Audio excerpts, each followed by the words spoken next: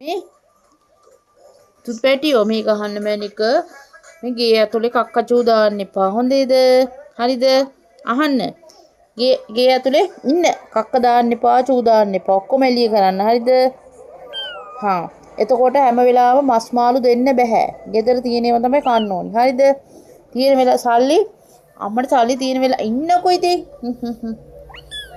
සල්ලි තියෙන වෙලාවට ගෙනත් දෙන්නම් හැමදේම හරිද හා කියන්න වෙන ගෙවල් වල යන්නත් එපා. මෙහෙට වෙලා ඉන්න.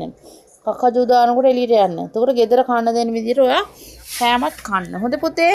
මගේ හොඳ පැටියානේ ඔයා එහෙම ඉන්න. හරිද? ගෙදර දෙන්නේ මොනවද ඒව කන්න හැම වෙලාවම මස් මාළු දෙන්න බෑනේ ඉතින්. සල්ලි තියෙන විදිහට තමයි ඔයාට කෑම දෙන්නේ. හරිද? එතකොට අල්ලපු ගෙදරට ඉරහා ගෙදරට එහෙම යන්න එපා. ඒගොල්ලන්ට කරදරයිනේ ඔයාව. මම මෙහෙට වෙලා ඉන්න. එහෙනම් හොඳට ඉන්න. කො උම්ම එකක් දෙන්න.